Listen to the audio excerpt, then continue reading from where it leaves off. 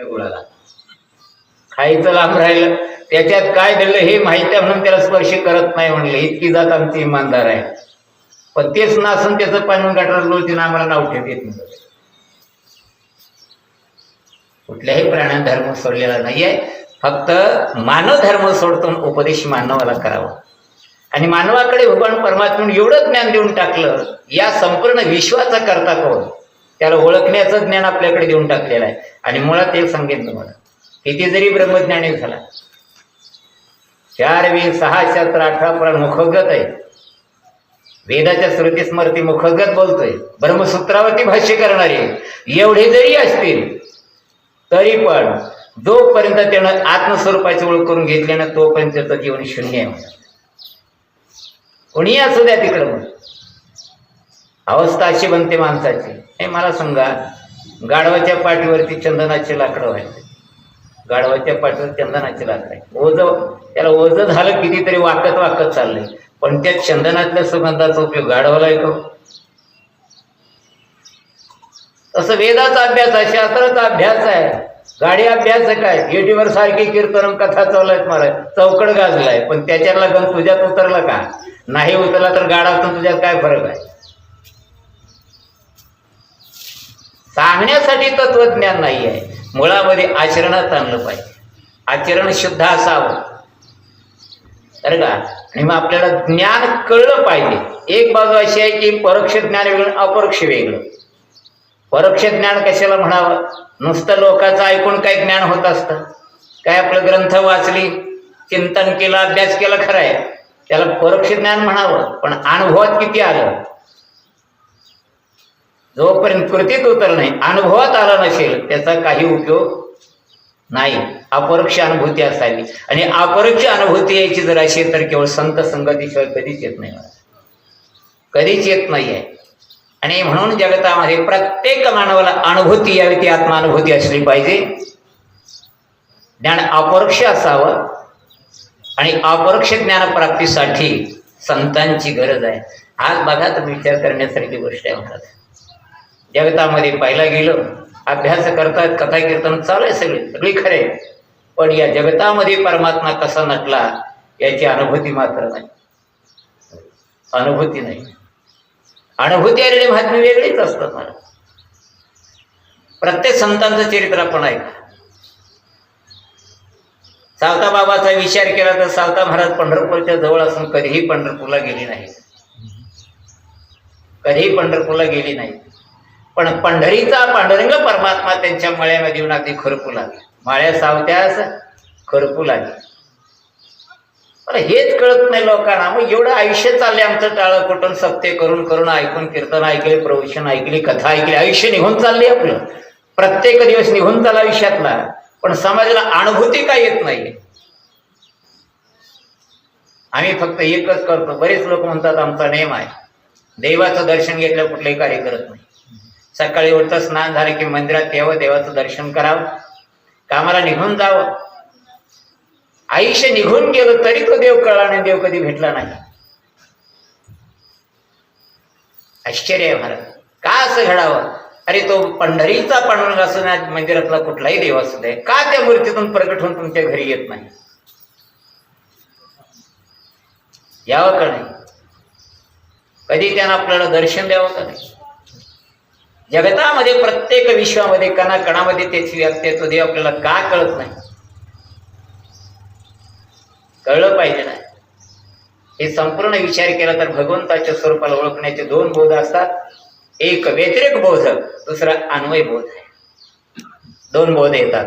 व्यतिरेक बोधामध्ये पाहिला गेलं तर संपूर्ण विश्वाचं अधिष्ठान हे निर्गुण निराकार शुद्ध चैतन्य जे ब्रह्म आहे, निर्विकार ब्रह्म आहे, मायातीत, रूपातीत, गुणातीत, सर्वांची अतीत असणारे शुद्ध जे काही ब्रह्मतत्व आहे त्याला व्यतिरेक बोध म्हणावं. जगत त्याच्यावरती अभ्यस्त आहे, परमात्मा अधिष्ठान आहे, हे कळणं व्यतिरेक म्हणावं. पण दुसरी बाजू अन्वय बोध जर आपण पाहिला गेला तर नुसतं निर्गुण चैतन्य आपल्याला कळण्याचं, कळून घेण्याचा आपण विचार करतो. त्या भानगडीत न पडता जर आपण हे जर बघितलं, हे दिसणार हे सर्व स्वरूप कोणाचं आहे? तो जर नसेल तर जगच नाही, बरोबर आहे? नाही, दोरी नसेल तर साप भासेल कसा? तसा आता आत्मा नसेल तर माणूस जिवंत राहीलच कसा? उघडाय का नाही? आपण चालतो बोलतो एवढ्या गप्पा मारतो, पुन्हा बोलतो ते लक्षात नाही. मी म्हणताय, मी म्हणजे कोण? याला कोणी म्हणतंय काळ्या म्हणतो, याला भलताच लागेल. अरे काळ शरीर पंचभूताचा, तू काळा नाही. तुला कोणी नकट म्हणलं तर तू नकटाच नाहीस. नाही, ब्रह्मतत्व प्रत्येकाच्या हृदयात आहे. ते काही नकट आहे का, काळ आहे का, गोर आहे? ते माझं मूळ स्वरूप आहे हे जर कळलं तर माणसाला राग येईल का? प्रश्नच नाही येण्याचा. ते कळत नाही आहे. देहच मी म्हणत बसला. देह तो पंचभूताचा आहे आणि अंतरंग परमात्मा वास्तव करून तुमच्या शरीराला चालवत होतो. खबर आहे म्हणतात की चाले हे शरीर कोणाचे सत्ते, कोण बोलवी ती हरिवी, देखवी ऐकू ऐकणार तयाचे भजन पुढं कोण? अरे सर्व तोच करतो ना, हे त्याचं स्वरूप आहे. म्हणून आपल्याला अशी अनुभूती आली पाहिजे की या जगतामध्ये कणाकणामध्ये भगवान परमात्मा व्याप्त आहे. कितीतरी सुंदर असं निसर्गरम्य सौंदर्य पाहायला मिळतं.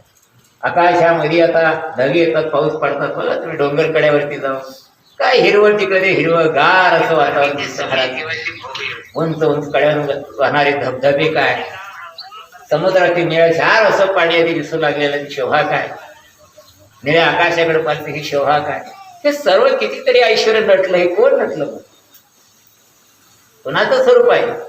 की त्या भगवान परमात्म्याचं स्वरूप नटलेलं आहे. इकडे तिकडे एकच प्रभू नटला, प्रत्येकामध्ये वास्तव्य करतो. एकही वस्तू शिल्लक नाही आहे. पण आपल्या जीवनामध्ये आपण असं जर विचार केला की सर्व ठिकाणी जर प्रभूचं वास्तव्य आहे, तर मग आपल्यामध्ये भेद का असावा? तो तसा मी असा कशाला म्हणायचं? हे माझं ते तुझं. आपल्याला भेद गेला का? भेद जात नाहीये. कारण निसर्गामध्ये जे व्यापक चैतन्य आहे, निसर्ग म्हणजेच परमात्मा आहे, सर्व ठिकाणी व्यापक आहे आणि हे त्याचं स्वरूप आहे. अनेक रूपानं नटला, अनंत रूप हे त्याचीच आहे. हे जोपर्यंत आपल्याला कळत नाही, आपल्या अंतःकरणामध्ये अभेदता येत नाही, तोपर्यंत आपलं जीवन काही कामाचं काही नाही. म्हणत आला तसा गेला, आला तसा गेला. तोपर्यंत तुम्हाला अंतरंग चैतन्याचं दर्शन घडलं नाही, तोपर्यंत 1400 वर्षे जगून चांगली पोरास. किती वर्षे जगली? 1400 वर्षे जगून चांगदेव कोराच. तसं उपनिषदावर भाष्य करून सुद्धा आम्ही कोरेच, बोलणं वेगळं, अनुभूती वेगळी.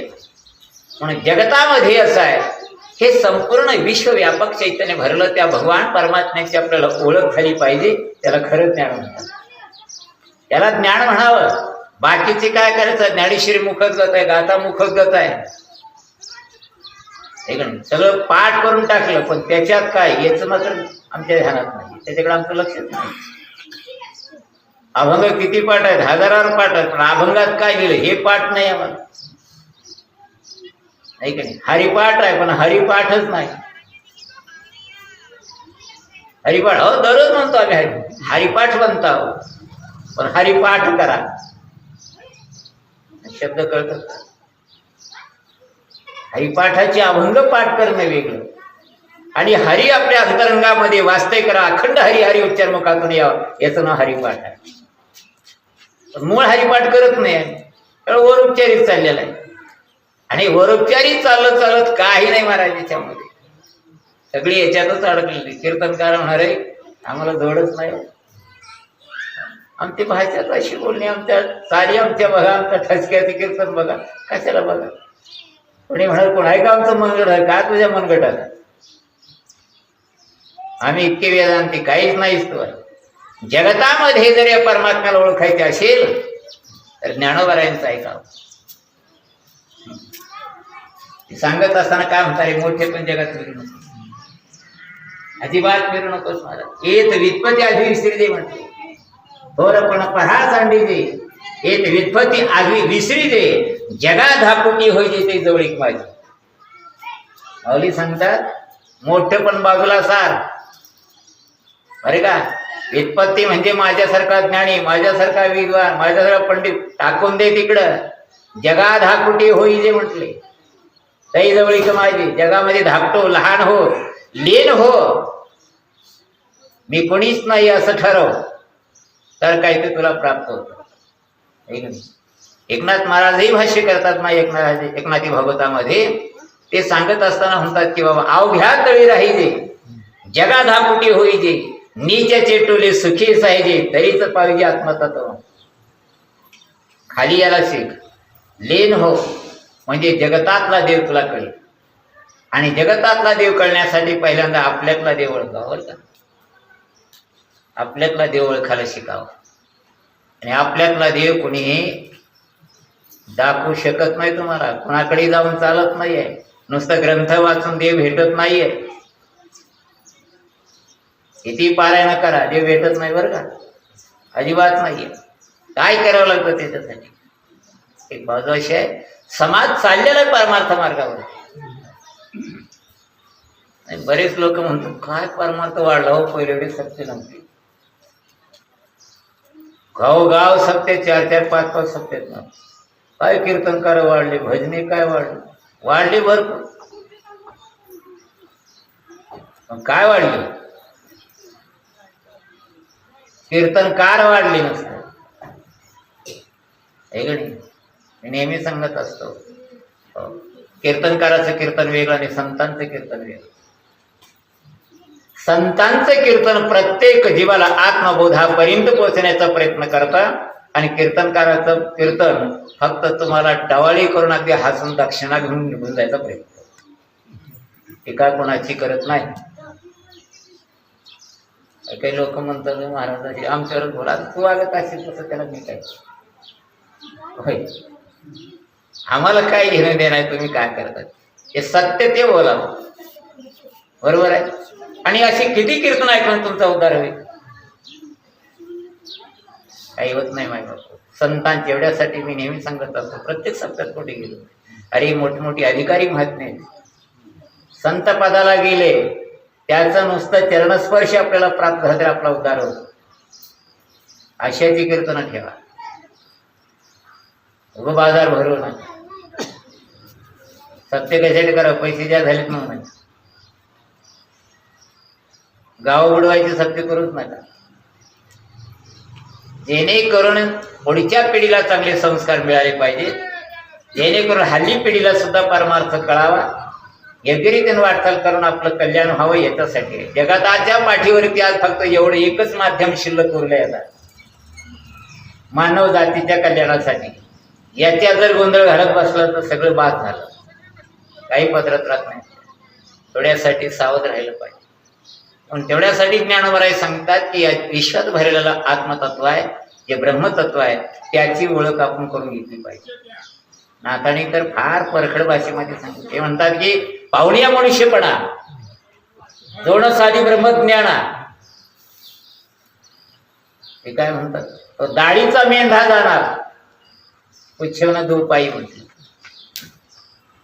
काय उपयोगाचा आहे? नाहीतर आधी लांडा गरजव जाणार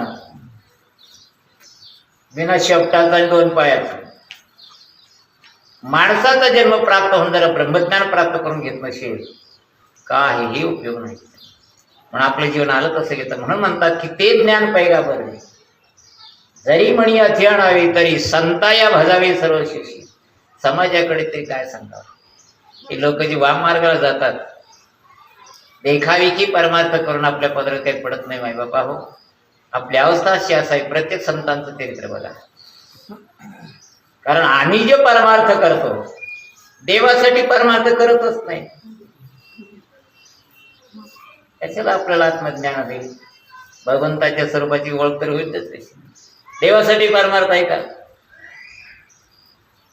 परमार्थ करत असताना देवासाठीच करावा. मग याच्यात सगळे आले बरं का, कीर्तनकार सुद्धा आले. देवासाठी करायला तर कीर्तन सांगायचं वेगळं आहे. फक्त त्याच्या बाबतीचा विचार केला तर म्हणून तुम्ही आपलं कीर्तन केली, दक्षिणा नेली, तुमचा संसार भागला. देवासाठी काय केलं? आम्ही देवाच्या पुढे डोकं टेकवायला गेली की त्या डोकं टेकवतं खरं आहे, पण टेकवत असताना त्याच्या अगोदरच काय का पण देवाला मागितल्याशिवाय राहत नाही. मला सांगा, देवाला न मागता असं दर्शन करणार कोण आहे? मागतोच का नाही? उभं देवा मला सुखी तर ठेव म्हणतो, याच्या दुसरं जाऊ द्या काय, एवढं तर म्हणतो का नाही? काही काही बाजार तर काय नाही, ते एवढीशी साखर ठेवते देवा, पण भला हातभर लिस्ट मागायचे देवाच्या पुढं. देवा पोरग इंजिनियर होऊ दे, सोनबाई इंजिनियर मिळू दे,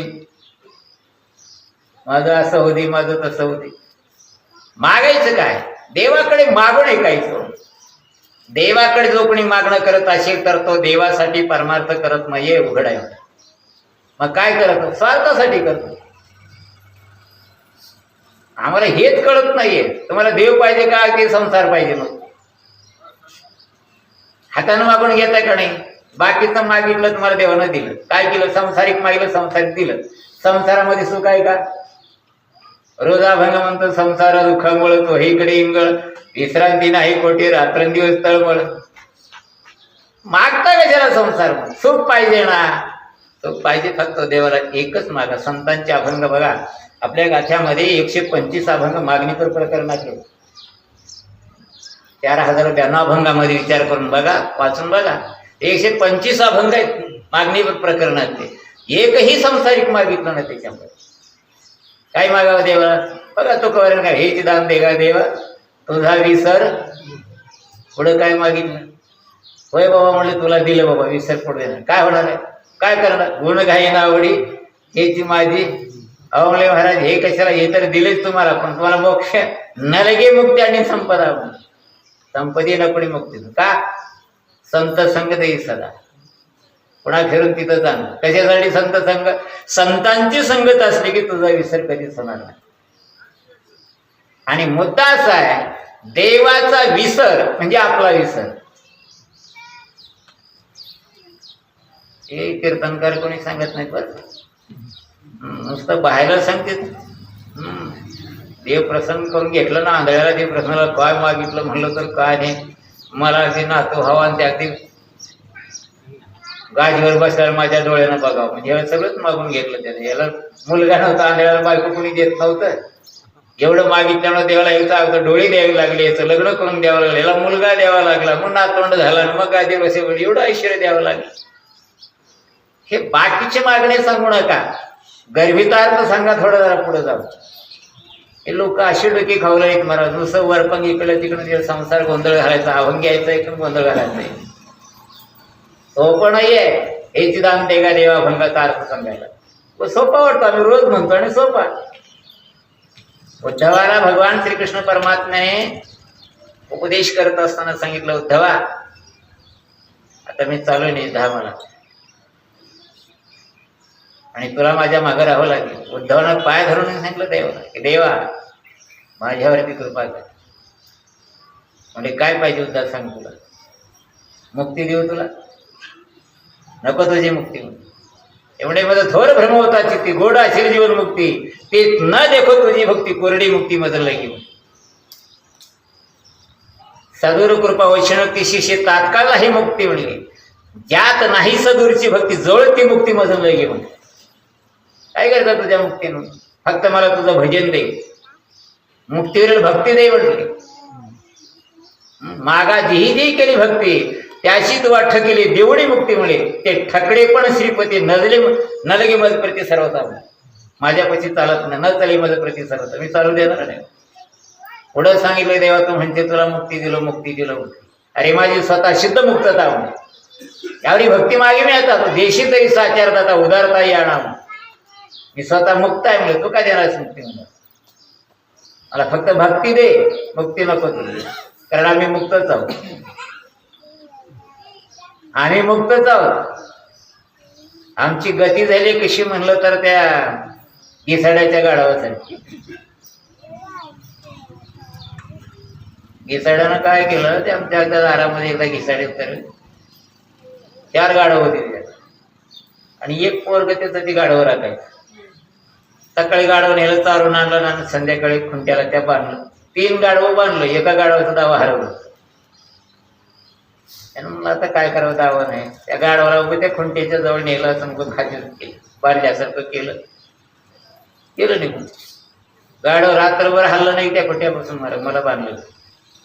सकाळी उठलं त्याला बांधलं होतं, ती गाडव सोडलं. म्हणलं ह्याला बांधायला सोडायची काय गरज आहे. पण ती गाडव काय हल्लं ना त्या खुट्यापासून.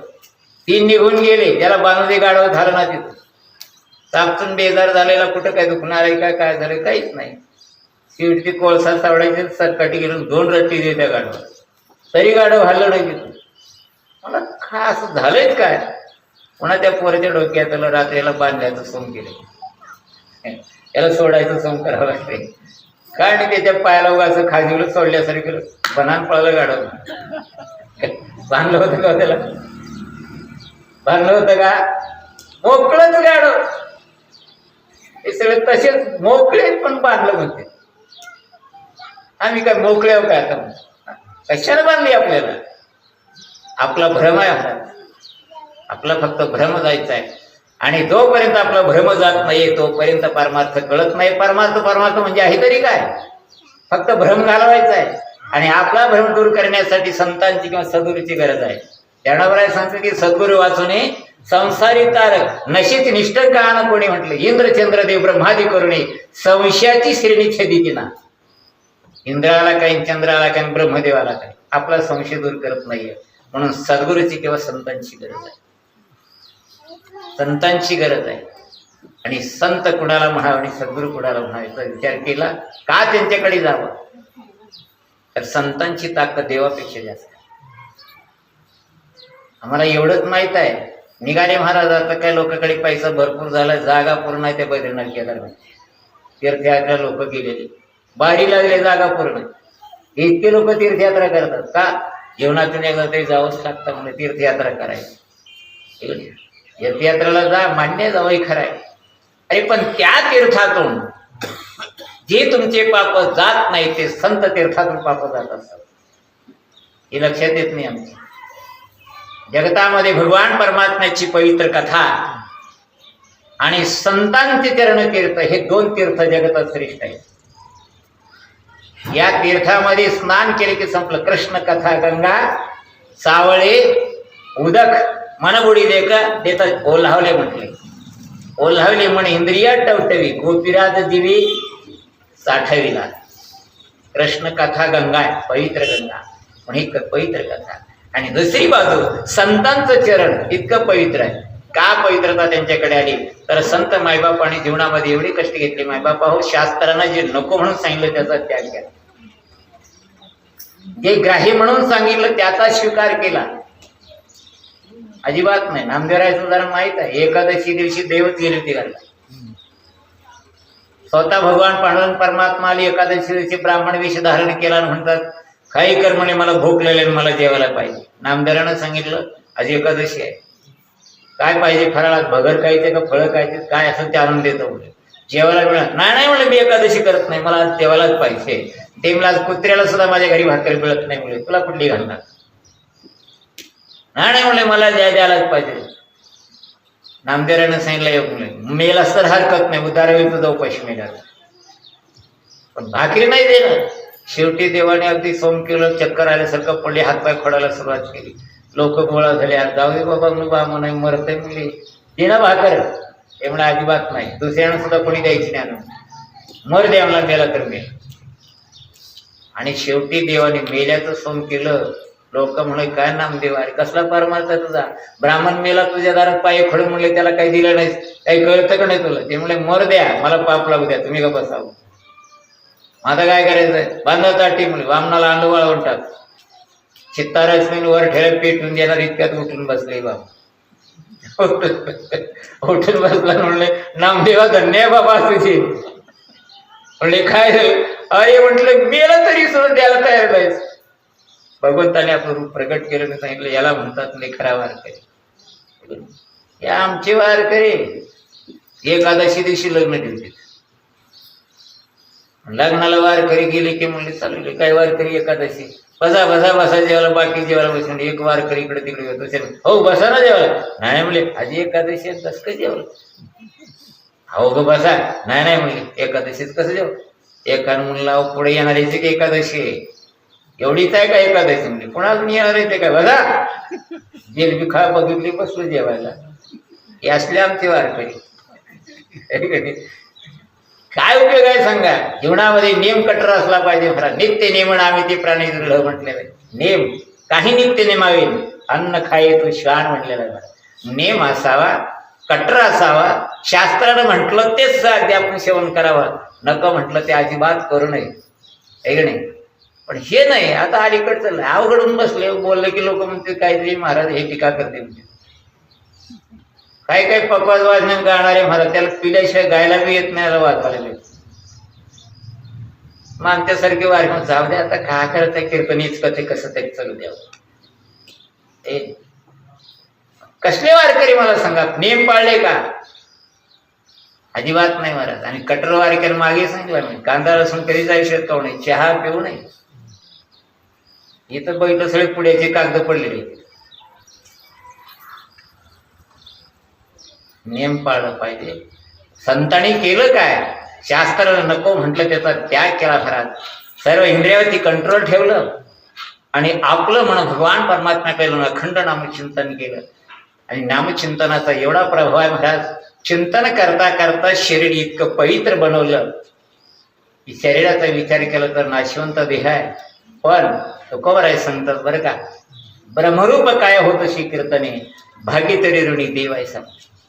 अखंड चिंतन केलं तरी अपवित्र शरीर सुद्धा पवित्र बनतं, ब्रह्मरूप बनत. ही ताकद कीर्तनाची. चिंतामणी ब्राह्मणानं चिंचवडच्या तुकोबाराला विचारलं होतं, म्हणे महाराज काय भरले तुमच्या शरीरामध्ये? असं काय नाही बाबा, काय भरायला? नाही म्हणले, काय तेच आहे चमत्कार दाखवा.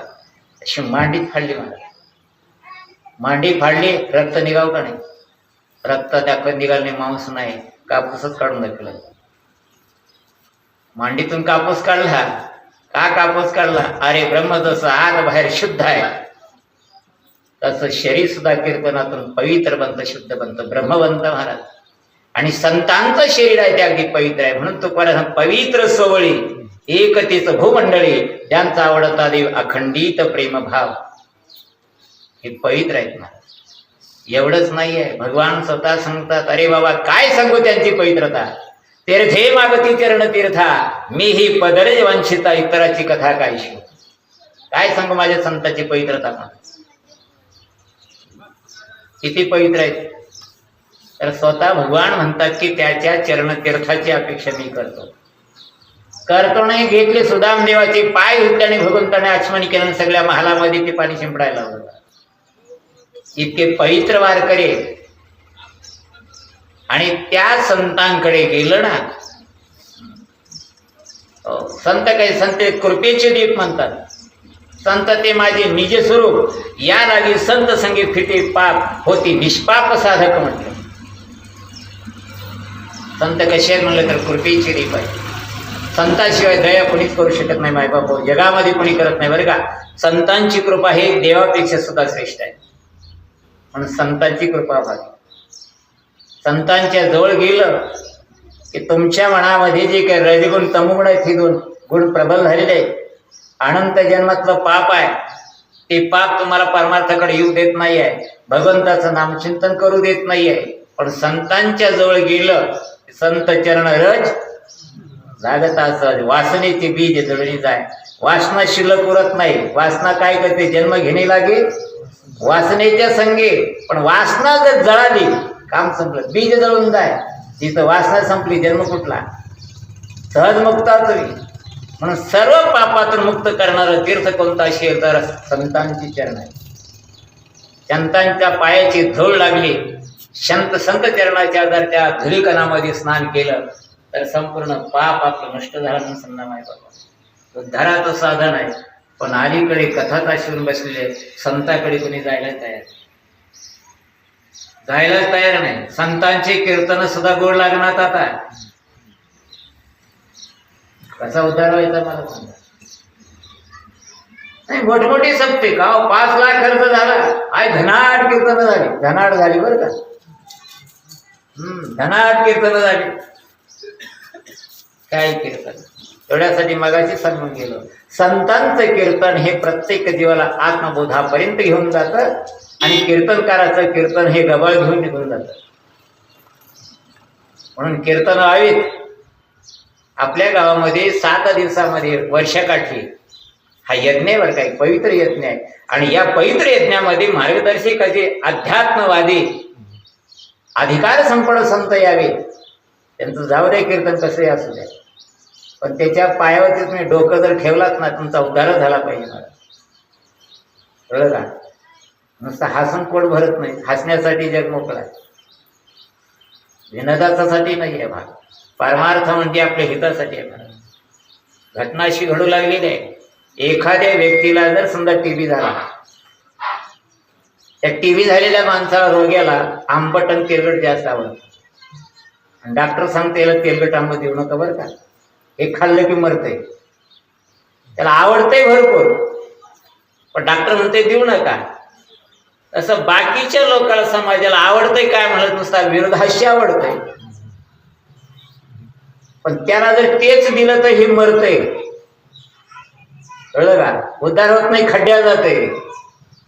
पण त्याच्यातून वर काढण्यासाठी त्याला काही नीट चांगलं औषध द्यावं का, मला काय घेणे नाही, तू मर खड्ड्यात, फक्त दक्षिणा मला देऊन निघून जावं. काय करावं मला सांगा.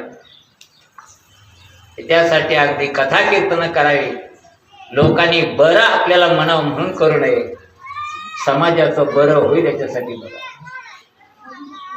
समाजाचं भलं व्हावं याच्यासाठी बोलावं, आहे का नाही? म्हणून ही संपूर्ण चाललेला मार्ग आहे. तेवढ्यासाठी 7 दिवसामध्ये एक यज्ञ आहे. याच्यात चांगली कार्य व्हावीत, संतांचे दर्शन आपल्याला घडावं. म्हणून ज्ञानोबाला ते सांगतात की तुला खरं ज्ञान व्हायचं असेल, ते ज्ञान पैगा बरवे. कोणतं ज्ञान आहे? जगतामध्ये व्यापक चैतन्य आहे, त्याचं दर्शन घडावं, खरा देव आपल्याला कळावा. ज्ञानोबाने सांगितलं, ज्ञानदेव म्हणे भजा आत्मदेवा, अखंडित सेवा करा त्यांची. अरे देव म्हणजे काय? कुठेही भटकू नका. एक सांगतो तुम्हाला, 2 बाजू सांगतो. व्यतिरेक बोधानं पाहिला गेलं तर निर्गुण चैतन्य हे व्यापक आहे, कुठं मंदिरातल्या मूर्तीमध्ये नाही. तसं कणाकणात व्यापक आहे, पण अन्वय बोधानं व्यापक आहे सर्व ठिकाणी. ज्ञानोबा तुकोबा तेच सांगतात बरं का. अरे अवघे ब्रह्म हृदा नाही ठाव, ऐक अवघे ब्रह्म हृदा नाही ठाव. पाषाण तो देव कैसा नव्हे, पाषाण देव नाही का? या व्याप्तीतून देव आहे. पण निर्गुण चैतन्याचा विचार केला तर मुळामध्ये त्या मूर्तीमध्ये आपला भाव रूपानं देव प्रगट आहे, ऐक नाही? आणि तिथं देव असलं तर रोज एवढा आंघोळी घालून बेजारवलं का बोलत नाही? बोलला का कधी? आताच बघितलं नाही, ते चपात्या ज्या भात्या भरपूर पूर्ण चपात्या पुढे ठेवल्या देवाच्या, घास बी बुडून खाल्ला नाही. खाल्ला का नाही? खावं का नाही? मग बाजू अशी आहे, त्या मूर्तीमध्ये असं देव आहे, पण आपण भाव नाही, आपलाच भाव त्या मूर्तीमध्ये प्रकट होतो. आणि मग त्या देवाला आपण अगदी आपल्याच्या उच्च आदिदेव असा मानतो आणि एका वृत्तीनं आपणच भक्त म्हणून पूजा करतो, दर्शन करत असतो. कळलं का? पण मूळ देव कुठे आहे जर म्हटलं तर तुमच्या हृदय मंदिरामध्ये, आपल्या शरीरामध्ये, अंतरंगामध्ये वास्तव करणं आत्मा. या अविनाश त्याला आत्मा म्हणावं आणि नाशवंत अनात्मा म्हणावं. शरीर अनात्मा आहे, पण आतला बाबा आत्मा आहे, तोच ब्रह्म आहे, तोच अविनाश आहे. आणि अविनाशी परमात्मा तो सर्व ठिकाणी व्यापक आहे. काही लोक म्हणतील मग आता शरीरात आत्मरूपण आहे, बाहेर कुठं आहे? मग बाहेर कुठं? एक लक्ष ठेवा, समजा एखादा पाण्याचा भला मोठा डोहा आहे, त्या डोहामध्ये घागर बुडवून ठेवली, घागर बुडवली. आता तुम्ही उत्तर द्या, घागरीत पाणी का पाण्यात घागर आहे?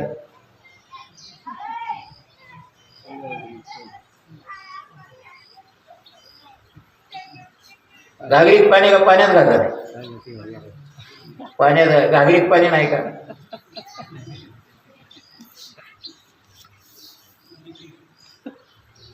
नाही, पाण्यात घागर आहे. मी सांगितले घागर बुडलेले आहे, पाण्यात घागर आहे, घागरीत पाणी नाही का?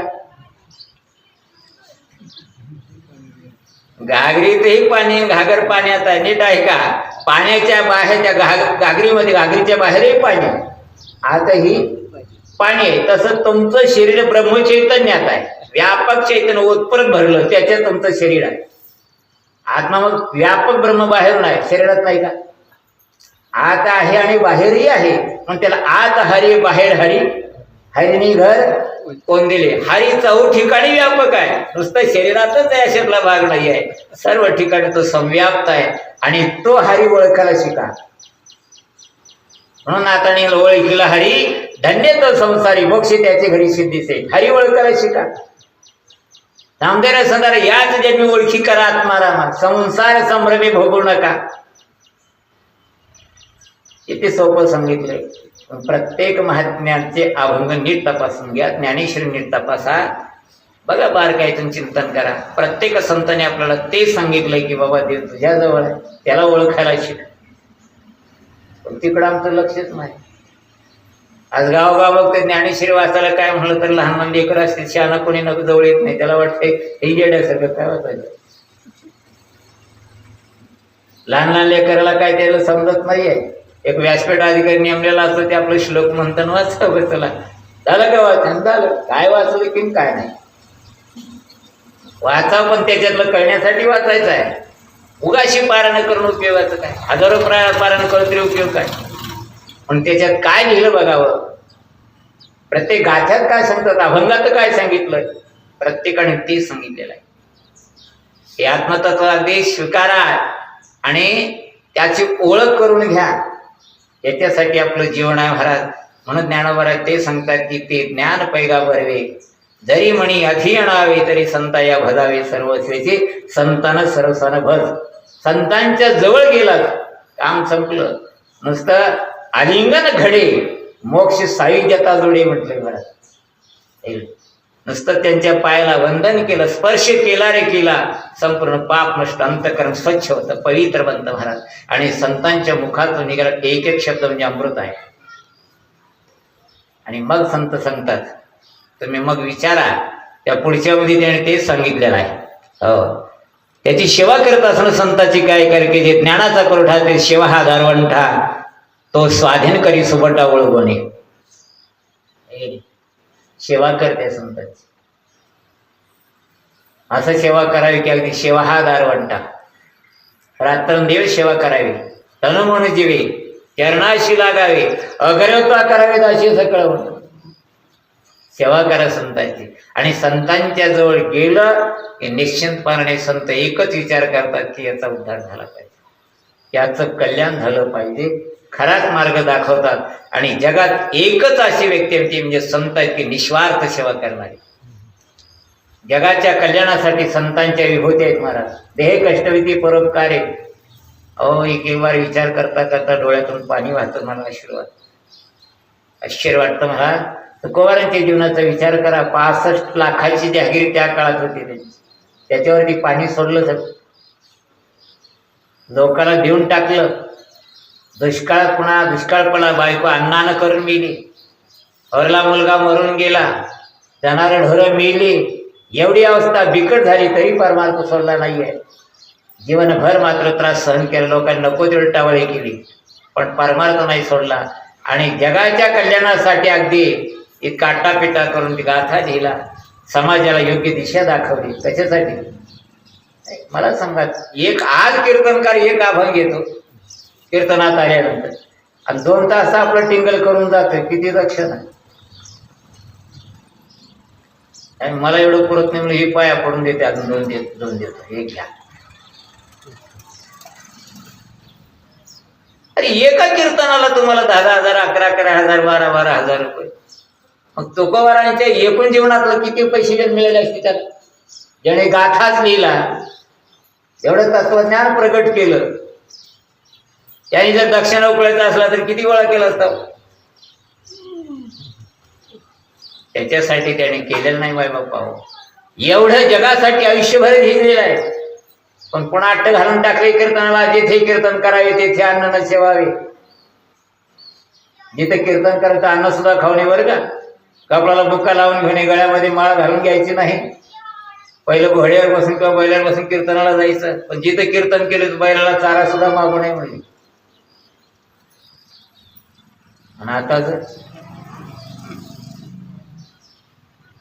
आता किती जरी दे तर मागितल्याशिवाय राहू नये. ऐकणी उलट चाललेला आहे माझ्या बाप्पा. हा जो चाललेला परमार्थ आहे, मला एकच पराच की हा आपल्या हिताचा परमार्थ नाही, हिताचा नाही आहे खरंच. पण आपलं हितच आपल्याला करून घ्यायचं आहे, खरं खरं आपल्याला जीवन जगायचं आहे. किंवा आपल्याला मूळ स्वरूपापर्यंत पोहोचायचं असेल तर अगदी ओरिजिनल संताकडे जावं लागेल. ओरिजिनल संताकडे जावं लागेल. अहो काय सांगा तुम्हाला, संतांचं कौतुक आमच्या भगवंतानी करावं. एकदा भगवान श्रीकृष्ण परमात्मा कुरुक्षेत्रावरती गेले. सूर्यग्रहण होतं आणि ब्रह्मसरोवरावरती सगळी लोक जमली, अख्ख्या हिंदुस्थानातली. गोकुळातली मंडळी आली होती, हस्तिनापुराची मंडळी आली, द्वारकेची मंडळी आली, सगळी मंडळी चौकून गोळा झाली आणि भगवंताला भेटण्यासाठी अगदी झुंडच्या झुंडी लोक येऊ लागली. गोकुळची मंडळी सगळी हस्तिनापूरची येऊन भेटली आणि व्यवस्थित त्यांचा कार्यभाग पार पडला. यात्रा संपली, लोक आपापले निघून चालले होते. एवढ्या संधीमध्ये 88,000 ऋषीचा मेळा तिथं होता. ते विचार करतात म्हणजे प्रभू आले चला दर्शनासाठी. भगवंताच्या दर्शनाचे वैशिष्ट्य आले, वामदेव आले, जाबाल्य आले, कश्यप मुनी होते तिथं बरं का, महर्षी व्यास होते महाराज. हे मोठमोठे महात्मे सगळे आले भेटीसाठी. आणि दर्शनासाठी आल्यानंतर भगवान परमात्म्याने उठून त्यांचं अगदी सर्वांचं स्वागत केलं, आसनं दिली बसण्यासाठी. आणि सर्व मंडळी बसल्यानंतर स्वतः भगवान म्हणतात, वाहा आज माझ्या जन्माचं सार्थक झालं बरं का. कोण म्हणतोय?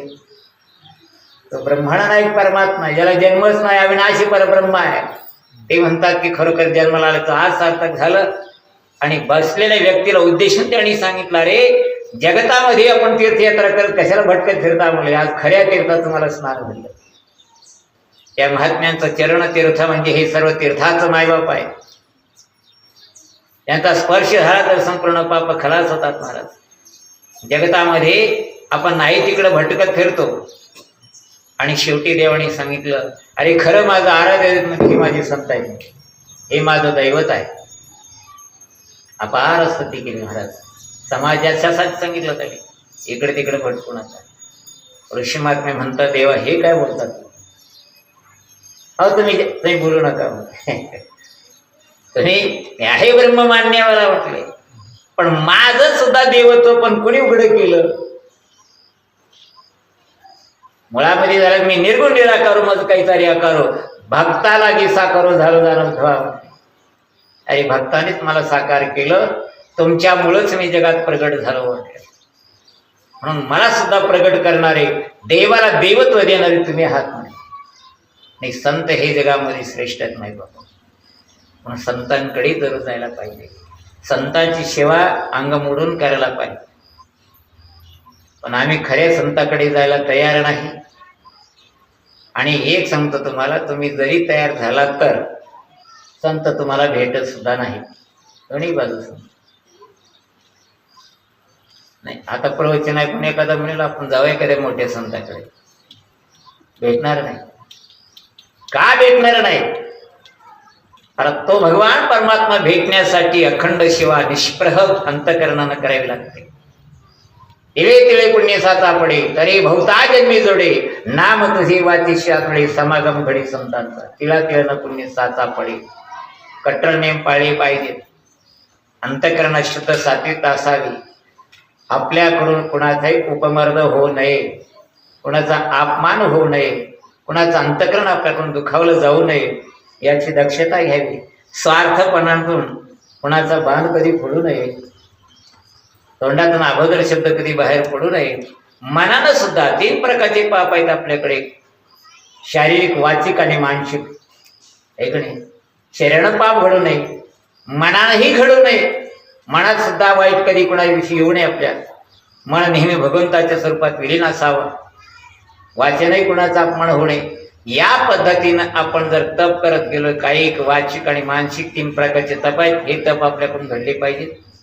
आणि अशा पद्धतीने राहत असताना जीवन आपलं सात्विक कसं बनेल याचा जरूर विचार करावा बरं का.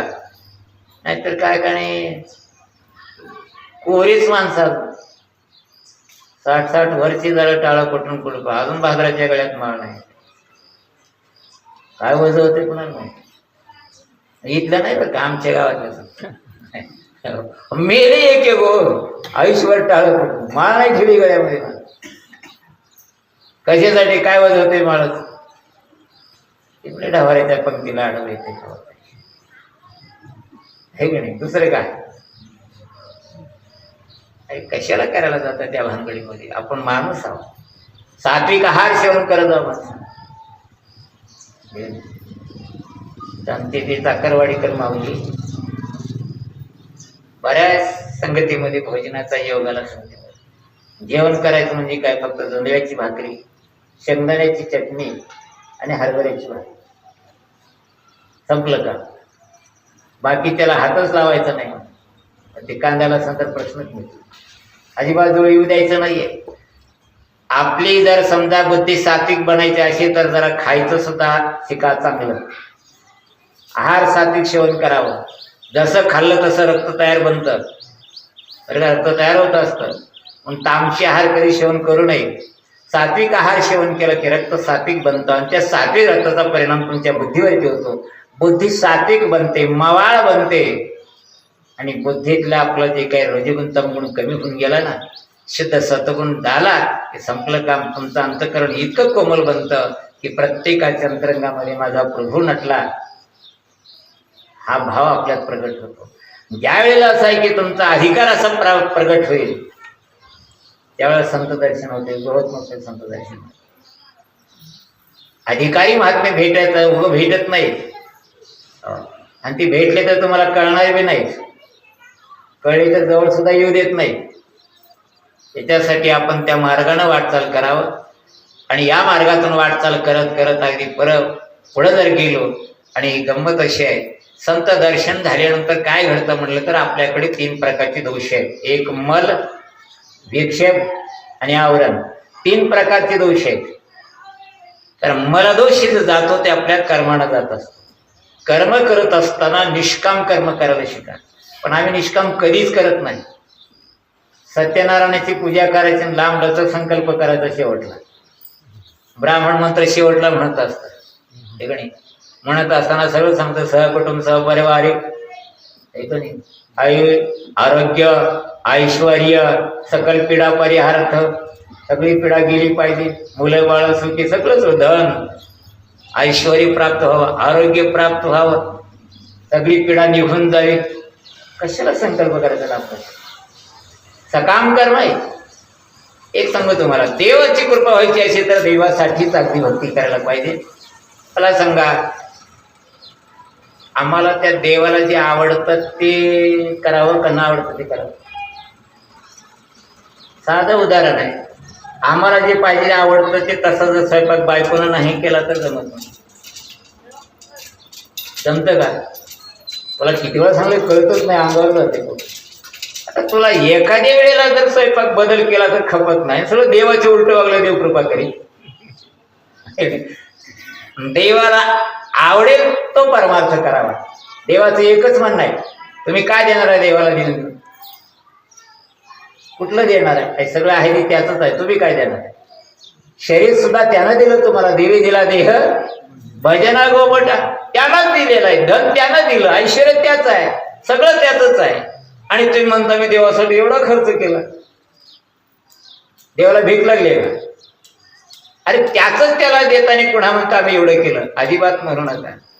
आणि हेच सांगतो, देवाला मागूच नका. काही मागायची गरज नाही. का, आपण जर एकदा देवाचा झालो. मला सांगा, लग्न झालं नाही एखाद्या बाईनं समजा नवऱ्याची अगदी अंगमोडून सेवा केली, त्याचं मनच अजिबातच दुखवायचं नाही. आता एवढं चांगलं वागल्यावर त्या बायकोने ह्याला म्हणावं लागेल का मला साडी आणावं. माझी साडी फाटली तुम्हाला कसं कळलं म्हणावं लागेल का. काही गरज नाही म्हणा. तांदूळ पडले तेव्हा जिम्मेदारी त्याच्यावरती आहे. त्याची साडी फाटली आणतो, सगळं जे पाहिजे ते पुरवतो, फक्त त्याला प्रसन्न ठेवल्यानंतर. आता काही लोक ती वेगळे त्याच्यात वाम मार्गाने वागणार, ती कवाच संतुष्ट होत नाहीत ना, काही देत नाहीत. बायकोच्या गळ्यातले मंगळसूत्र घेऊन जातील. तिला काय देणार ते बिचारे? आज बाटलीसाठी काहीच नाही, मंगळसूत्र तोडून पडणारी, त्याचा भाग सोडा, आहे की नाही?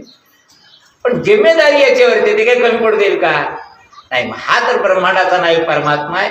त्याची सेवा करता करता आपण त्या देवानं जर आपल्याला हा भक्त माझा आहे म्हणून जर गणित केलं, आपलं त्याच्याकडं ठेवलं, काही कमी पडू दे काय? स्वतः सांगतात भगवान, यही माझ्या भक्तांनी संसाराची चिंता, काही समर्थाची कांता कोरांना मागे. श्रीमंताची बाब काही भीक मागेल का? अरे माझा भक्त म्हणून त्यानं मिरवावं जगामध्ये, माझ्या मर्जीप्रमाणे राहावं. आणि मग त्याला काही संसारात अगदी खाण्यापिण्याची चिंता पडली तर भीक मागलं, त्याची लाज कुणाला? मला लाज आहे त्याची. संपलं का? देवना आपली जिम्मेदारी घेतला, तुम्हाला संसार कुठला आला? सर्व कार्य तो देवच करतो. मग आपण असं क्रमाक्रमानं निष्काम कर्म करून मल दोष घालवावा, चित्तवृत्ती भगवंताकडे लावून चित्ताची चंचलता थांबवावी, विक्षेप दोष घालवावा. आणि मल आणि विक्षेप दोन दोष गेले की मग मात्र औरंग शिल्लक राहतो. त्यावेळेला संतांच्या जवळ गेलं, हे संत मायबाप एका क्षणामध्ये तुमचा अगदी औरंगदोष घालवतात. औरंगदोषी म्हणजे काय म्हटलं तर, आता ते ब्रह्म मी कसा असू शकेल? असंभावना आणि विपरीत भावना, बरं का? पुढे दोन भावना येतात, त्या कोणत्या? असंभावना, ऐक नाही. तर म्हणणार मी कसं काय, मी देव असू शकणारच नाही, देव माझ्यापेक्षा वेगळा, असंभावना. आणि तो देव मी होऊ शकतच नाही, विपरीत भावना. पण या दोन भावनेचा अगदी निरसन संत करत असतात. संतांच्या जवळ गेले की डोक्यावरती वरधार ठेवला. संत सांगतात तत्त्वम अशी सामवेदातलं महावाक्य. ते सांगतात बाबा, ते तो आहेस, ते तत्पद, तो तमपद, अशी म्हणजे आहेस, ते ब्रह्मत्व आहे. ब्रह्म वेगळं, तोच ब्रह्म आहेस, असं ज्यावेळेला सद्गुरू डोक्यात हात ठेवून सांगतात, त्यावेळेला मात्र आपल्याला अनुभूती येते, सर्व खलु इदं ब्रह्म, सगळं मीच आहे, सर्व ठिकाणी मीच नटलो, अहम ब्रह्मस्मी सुरू झालं. आणि त्यावेळेला मात्र देव पाहायशी गेलो, ते देवजी होऊन ठेवलो, काही शिल्लक उरत नाही. त्याच्यासाठी संतांची संगत करा, एक नाही. मग ज्ञान कोणतं ज्ञान असावं? ते ज्ञान कोणतं ज्ञान? संपूर्ण विश्व यापैकी चैतन्य मीच आहे, माझ्यापेक्षा ब्रह्म वेगळं नाही, हे कळलं म्हणजे आपलं पूर्ण ज्ञान आहे. आणि या ज्ञानाची प्राप्ती आपल्याला संतांच्या संगतीमध्येच होत असते. म्हणून याच्यासाठी संत संगती जरुरीची आहे. आणि संत संगतीशिवाय अजिबात माणूस उद्धरून गेला नाही. असं व्यक्त उदाहरण मला दाखवा, जगतातलं कुठलंही उदाहरण दाखवायचं की सद्गुरूची कृपा न होता हा माणूस उद्धरून गेला, मोक्षाला गेला. 18 पुराणातून बघा आहे का कोणी असा? नाही. 1400 वर्षे चांगली योग साधना केली, कोरडेच राहिले हो, गुरुकृपा झाली नाही, संत दर्शन नाही आहे. आणि मुक्ताईचं दर्शन घडलं, मार मारली कानफाडा धरून मुक्ताई ना म्हणजे सांग्या 1400 वर्षे जाऊन कोराच राहिला असं. एका थोपडीमध्ये ज्ञान झालं. आणि मग आमचे चांगदेव महाराजाला पुन्हा ब्रह्मज्ञान झालं. आणि मग म्हणाला मीच ब्रह्म आहे. हे सोपं नाही महाराज. म्हणून किती देव जरी राहिला, संत भेट नाही घेतली तर कोरी करकरीतच राहाल, याच्यात वाद नाही. म्हणून परमार्थामध्ये संतांची संगत जरुरीच आहे. आपल्या सप्त्यामध्ये सुद्धा अधिकारी संतच यावेत, त्यांची सेवा आपल्याला घडावी, तरच आपलं कल्याण होऊ शकतं बरं का. आणि एक बाजू अशी आहे की आपल्या अंतःकरणामध्ये तळमळ असावी, उद्धरून जाण्याची तळमळ असावी, सतत वैराग्य असावं. ऐकणे नेहमी माणूस सावध असावा, सतत सावध असावा बरं का. पण आम्ही सावध नाही. आलेला दिवस मजेत चाला, संपलं काम. गेला दिवस मजेत गेला निघून, असंच मजेत जायचं आहे. पण पुन्हा सजाय ना शेवटी. वैराग्य असावं की प्रत्येक दिवस माझा वाया चालला, सद्गुरू कधी भेटतील, ती दशा माझ्या अंगी कधी बने, काही अशी दशा येईल माझी अंगा, चित्त पांडुरंगा धुरत अशी. ऐकणे दशेत जावं हो. बाकीचं जीवन जगलं म्हणजे अवदशेत आहे. संत संगतीमध्ये जाणं म्हणजे खरं दशा प्राप्त होत असते. आणि ती दशा आपल्या अंगी बाणावी, आपलं जीवन परिपूर्ण व्हावं, याच्यासाठीच हा तास चाललेला आहे. म्हणून आपण फक्त करतो म्हणून दरवर्षाला आपला नेम आहे आपण करतो असं काहीच नसतं. सप्ताह करणं म्हणजे असं आहे की आपली बॅटरी एकदा चार्जिंग झाली का वर्षातून 7 दिवसामध्ये अशी चार्जिंग करून ठेवा की वर्षभर चार्जिंग उतरव. कळलं का? पुढचं सप्त्यापर्यंत. पण भरतात लोक, पण काय करावं, ते नको ते चार्जिंग करून ठेवतात, जे पाहिजे ते नाही ठेवत, नको ते भरायचं. काय महाराजांनी कीर्तन केलं हे ते हसी. अरे काय हसून पोट भरतं काय? परमार्थामध्ये रडावं लागतं, कळलं का? आणि संसारात हसावं लागतं. पण आम्ही संसारात रडतो आणि परमार्थात हसतो. उलट आहे. विनोद करू नका. आणि पुढं सांगेन तुम्हाला, परमार्थामध्ये अगोदर रडावं. अरे काय शब्द नाही काय का? परमार्थामध्ये रडावं पण शेवटी मात्र हसत हसत जावं. संसारामध्ये जीवनभर हसावं, शेवटला रडावं. शेवटला रडावंच लागतं. का? अरे नको ते केला, शेवटी रडावंच लागतं. रडत पदरात येतं. पण संसारामध्ये देवासाठी रडावं आणि शेवटी भगवान परमात्म्याची संतांची कृपा झाली असं हसावं की जीवन हसत. मी नेहमी सांगतो, परमार्थाची मस्ती अंगात येऊ लागते हो. वर खेळ नाही मला, अशी मस्ती अंगावरती बांधली पाहिजे परमार्थातली. कशी मस्ती माहिती आहे? ह्यात चाललेल्या माणसाला विचारा कशी मस्ती असते. त्या रस्त्यानं चालले हात करतात.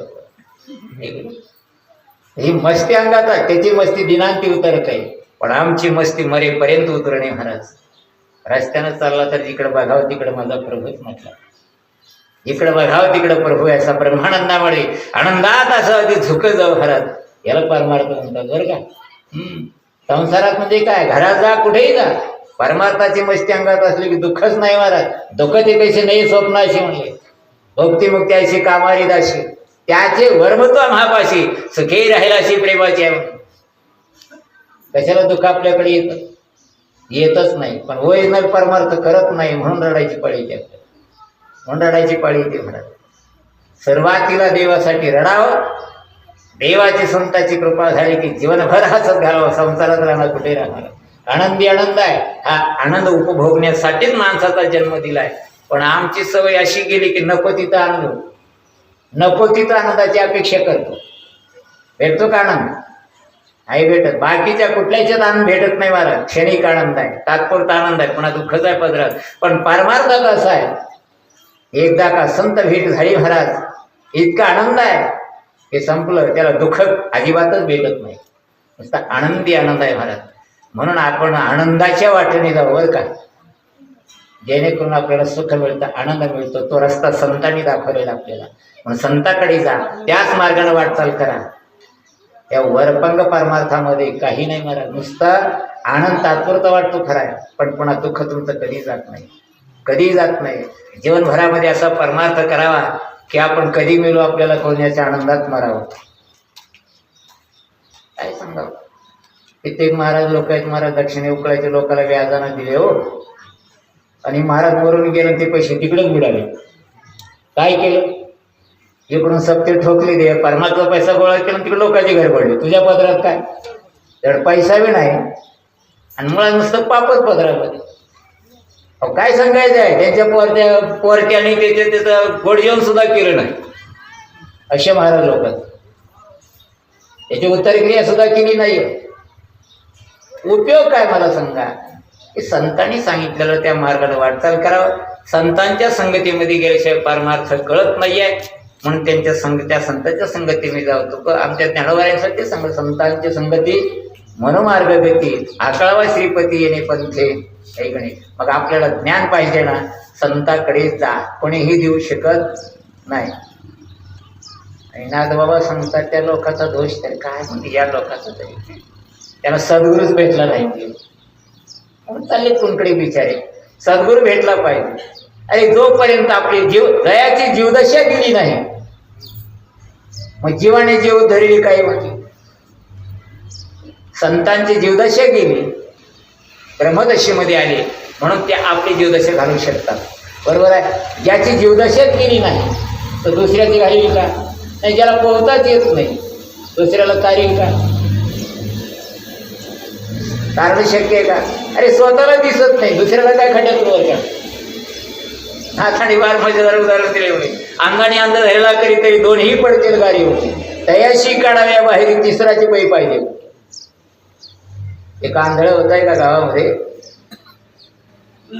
रस्त्याच्या कडेला बसलं, बरेच दिवस झाले त्याला अगदी डोहळं लागलं, गावाच्या बाहेर जाऊन फिरायला.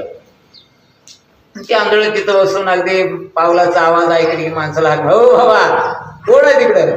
म्हणे का मिळत? अरे जरा मला बाहेर घेऊन जाशील का? हे ते मला वेळ नाही ते निघून जाईल. कोणीच नाही ना. शेवटी दुसरे आंधळ तिथं आंधळ निघाला होता, याला वाटलं हे काठी टेकवीत नाही, याला ठप ठप ठप काठी वाजत होतं.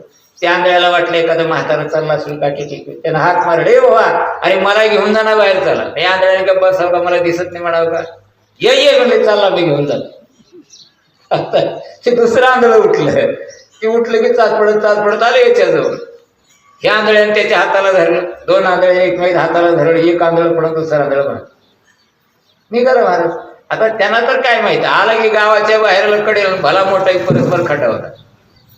पुढल्या आंधळ्याला दिसलं नाही, चालत चालत त्या आंधळ गेलं की पहिला पाल पुढं घसरलं आंधळ. आता पहिलं आंधळ घसरलं, पण या आंधळ्याच्या हाताला इथे मगर मिट्टी मारली, आंधळ्याची मिट्टी फार मजबूत सुटतच नाही महाराज. जे मिट्टी मारलं ते त्याचा हातच सोडलं नाही. पहिलं आंधळ खड्ड्यात, हे आंधळ त्याच्या बोकांनी. आता आंधळ्याच्या बोकांनी दुसरं आंधळ वरडाला सुरुवात केली, अरे आम्हाला कोणीतरी काढा, आम्हाला कोणीतरी काढा. आता एक दुसरे कार होतं तिथं, दडसं आलं, त्याने म्हणलं अरे अरे अरे म्हटले, अरे गाडीत पडले, याला कोणीतरी रस्ता सांगावं का नाही रे? त्या आंधळ्याला विचारलं, अरे येड्यानं हे करते का नाही म्हणलं, काही विचारावं का नाही? आंधळ्यानं म्हणलं, पहिल्या आंधळ्याची एक शाना उभारला होता काटावर, त्याला विचारलं, अरे म्हणजे ही पडली तुझ्या देखत? हो म्हणे माझ्या देखत पडली. अरे मग रस्ता का सांगितला नाही? त्यानं म्हणलं, त्याने मला विचारावं का? त्यानं मला विचारलं तर मी सांगितलं. त्याला मूर्खा, तुला जर समजा त्याने तुला पाहिलं असतं, तो दिसला असता तर खड्डा दिसला नसता का त्याला? त्याला तोही दिसत मला, खड्डाही दिसत नाही ना. म्हणून चांगल्या माणसानं सांगायला पाहिजे. नाही म्हणलं, माझा नेम आहे, मला विचारलं तरच सांगावं. तुझं बरं केलं म्हणलं, पण या खड्ड्यात पडलेल्या आंधळ्याला तिसऱ्यानं काढावं लागलं. तसं आपण जर आंधळ्याच्या हाताला धरून निघालो, काय होईल आपलं? खड्ड्यात पडू शकतो. तसं जे धडशे आहेत ना, त्याच्या मागं जायला शिका. जे संत आहेत त्यांच्या पाठीमागं चला. बाकीचे उभं पोपटपंची बोलणाऱ्याला गुरु म्हणून किंवा संत म्हणून त्याच्या पाठीमागं गेलं तर तेच खड्ड्यात पडू लागले. आपल्याला कशाला काढेल? ते कधीच काढत नाही आहे. म्हणून वरील संत अगदी ओळखायला शिका आणि अशा संतांच्या संगतीमध्ये जाऊन आपलं कल्याण करून घ्यावं. म्हणून ज्ञानोबरात ते सांगतात की बाबा, जगात कुणी ज्ञानशी देऊ शकत नाही, म्हणून ते ज्ञान फक्त संतांकडे आहे. संतांच्याच संगतीमध्ये जा, त्यांची कृपा संपादन करून घे आणि आपलं कल्याण करून घे. वाम मार्गात जाऊ नकोस. बहिरंग परमार्थ कधीही माणसाला सुख देत नाही. अंतरंग परमार्थ असावा. अंतःकरणात तळमळ असली पाहिजे, तळमळ असली पाहिजे. देखावेकी परमार्थ अजिबात करू नका. आणि खरं सांगू तुम्हाला, ज्याला खरं आपलं कल्याण करायचं आहे त्याने आतापासून पथ्य सांगतो मी, गळ्यातली माळ घातलेली कधी काढू नका, नशीब त्यानं घाला. आणि खरंच वारकरी बनायचं असेल, कांदा लसूण कधी खाऊ नका, तामशी आहार सेवन करू नका. कोणाची निंदा नालस्ती अजिबात करायची नाही. आपल्या तोंडून वाईट शब्द कधी येऊ द्यायचं नाही. पहाटे 4 वाजता ब्राह्मी मुहूर्तावरती उठा.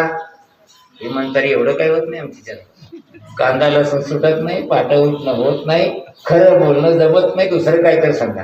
का चोऱ्या करायला सांगू का आता? काय सांगावं? हे नेम पाळले पाहिजेत आपल्या जीवनामध्ये. पहाटे उठावं, आसन घ्यायला शिका, भगवंताचं नामचिंतन करा, ध्यान धारणा करावी, चित्तवृत्ती शांत ठेवून अखंड भगवंत चिंतन करावं, तर काहीतरी पदरात पडते बरं का, काहीतरी. नाहीतर हे काही उपयोगाचं नाही. आणि एक सांगू काय, माझा स्वभाव आहे बरं, जे करायला बोलायचं ते खरंच बोलावं, सत्य आहे ते बोलावं. तुम्ही 2 पैसे दक्षिणा नाही दिली तर चालतं. दक्षिणासाठी परमार्थ करायचं नाही, अजिबात नाही. आत्तापर्यंत मी कळतो परमार्थ आलो तसं अजूनही माझी जीभ बाटली नाही. आणि जे दिलं तुम्ही ते माझ्या संसारात MP ही कधी घातली नाही, अजूनही असंच मारणार पण कधी घालणार, परमार्थातच खर्च करणार. तुम्ही दिलेले पैसे परमार्थालाच लागावे, सच्चा परमार्थ करायचे. लोकांनी कीर्तनाला बोलवा, आपल्याला जास्त मान द्यावा, दक्षिणा, काय गरज नाही. काय गरज आहे एवढं कमवायची? अरे तो आहे ना समर्थ, निष्ठेने परमार्थ करा, कमीच पडू देत नाही. मनाचे संकल्प पाविल सिद्धी, दरीर आहे बुद्धी याचे पायी. काहीच कमी पडू देत नाही. अनुभव आहे माझा म्हणून सांगतो, काहीच कमी पडू देत. काही जवळ नसताना संकल्प केला आपलं मंदिर बांधायचं आहे, सगळंच करून घेतलं, भव्य मंदिर झालं, काय कमी पडू देत. अरे मला पंढरपूरला जायला मिळत नाही असं वाटत होतं. अख्खा हिंदुस्थान फिरलो 2दा, एकदा नाही, पूर्ण हिंदुस्थान, बद्री केदारनाथ सहित, दक्षिण महाराष्ट्र भारतासहित. अजून काय पाहिजे? काही म्हणा, फक्त शुद्ध परमार्थ करा आणि मनात काही इच्छा करा. भगवान परमार्थ पुरवतो, तुम्हाला काही कमी पडू देत नाहीये. आणि शेवटी भगवंत आपल्या जवळ जागा देतो, आपलं कल्याण होतं. याच्यासाठी शुद्ध परमार्थ करायला शिकावं, एवढीच सर्वांची प्रार्थना. झालेली सेवा माऊलीच्या चरणी, हनुमानची चरणी समर्पण इथं शिवला पूर्ण विराम. विठ्ठल विठ्ठल विठ्ठल विठ्ठल विठ्ठल विठ्ठल विठ्ठल विठ्ठल विठ्ठल विठ्ठल विठ्ठल विठ्ठल विठ्ठल विठ्ठल विठ्ठल पुंडलिका वरदे हरी विठ्ठल. श्री ज्ञानदेव तुकाराम.